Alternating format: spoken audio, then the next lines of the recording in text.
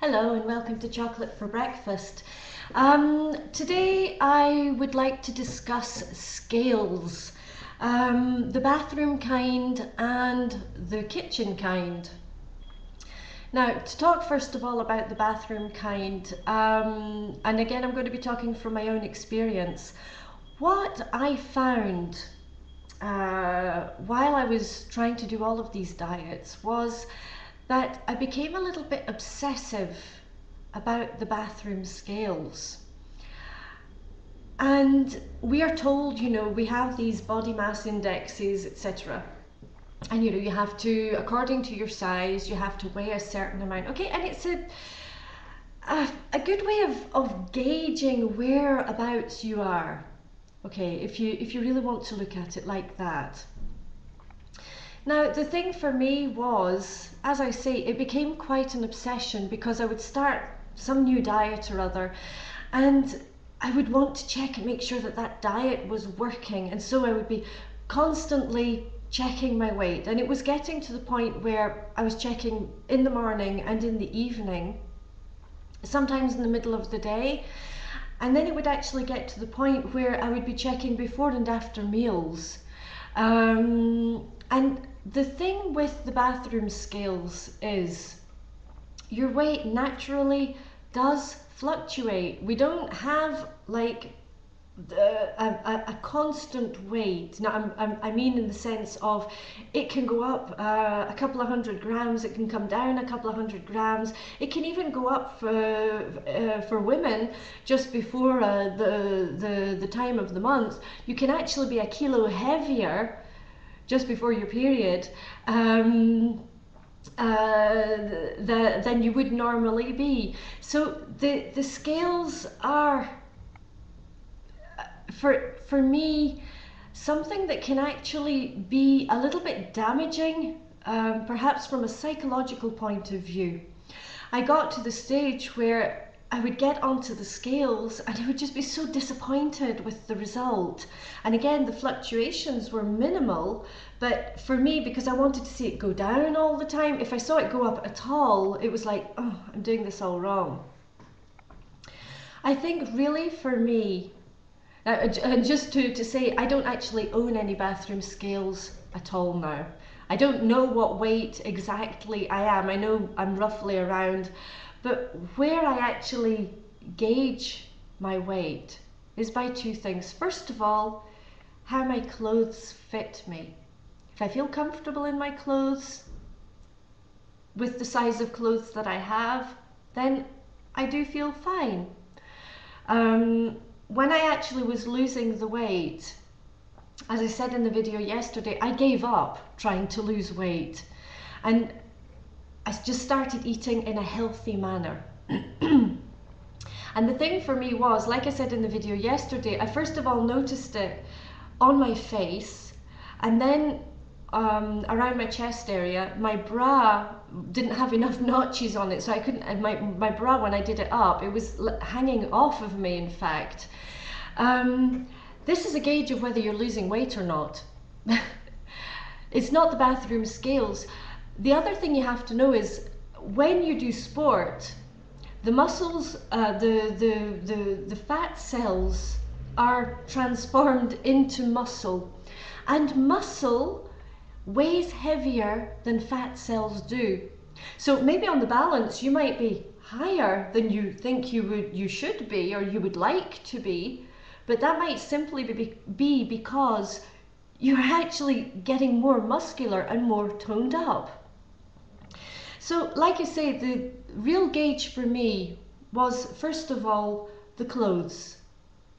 And from the moment that I feel comfortable in my clothes, if at some point I realise, for example, it happened a while back, I had a pair of trousers and I was putting them on, a pair of jeans, and it felt a little bit tight, and I thought, and I kind of looked at what I'd been eating over the weeks and a couple of months beforehand, and I thought, yeah, maybe I've been kind of letting myself, it's not exactly letting myself go. As I said, I'm not on a diet. I eat by certain principles.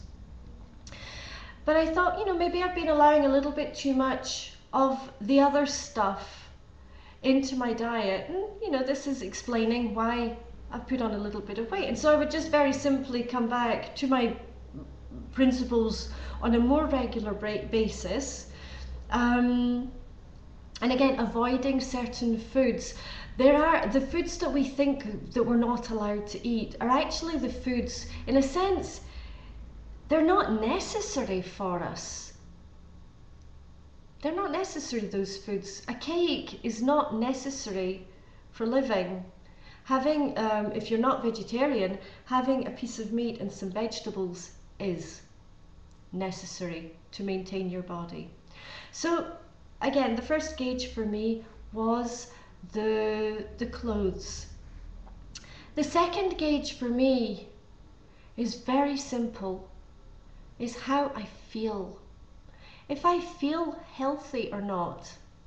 If I'm out of breath, like I say, when I was heavily obese, I had difficulty walking, I had pain in my knees, I had pain in my back, I had pain in my ankles. I was out of breath, moving forward was an effort. So I also gauge the weight on how I'm feeling. And again, when I notice, I was discussing yesterday with Dr. Joe Leonardi, wonderful campaigner, best-selling author, and who knows really all about nutrition. And I was discussing with him yesterday about type 2 diabetes.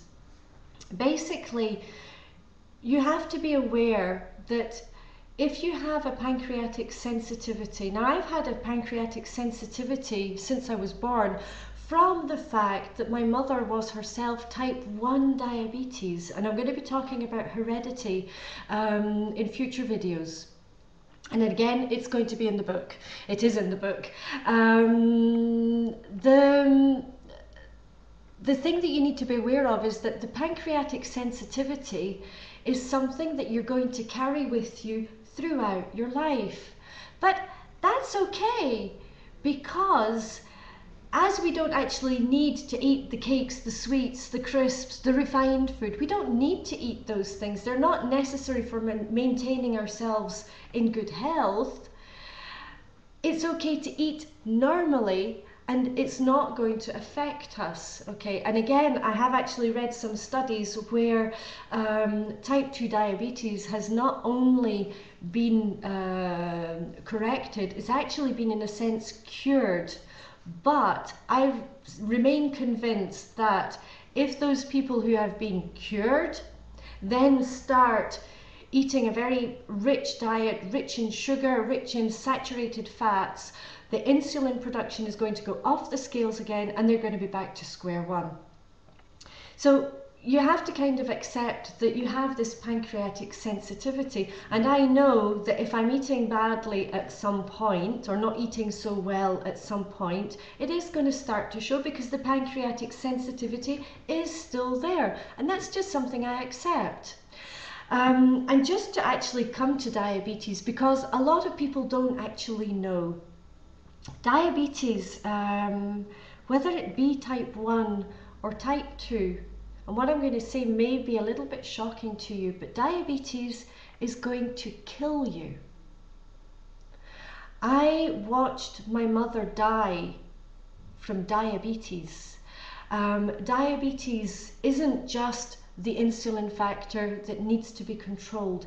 Even when it's controlled, these people end up with hardening of the arteries, heart disease, kidney failure, liver failure. My mother had suffered from hardening of the arteries in her legs. She went in for an operation to actually have the arteries replaced. The operation went very well, but when they operated on her, in order to actually cut the arteries, they actually had to cut off the kidneys. My mother's kidneys, because of the diabetes, were already very sensitive, and her kidneys didn't start up. again. And the kidneys are necessary for actually clearing out the system. It does a very good job of it. I'll be talking about detox diets. You see, I rolled my eyes again. I'll be talking about detox diets again in future videos, and it's in the book. The kidneys do take care of all of that very well themselves, and you do actually have to drink quite a lot of water in order to help the kidneys. But we're kind of going off the subject here, but I think this is very important to say.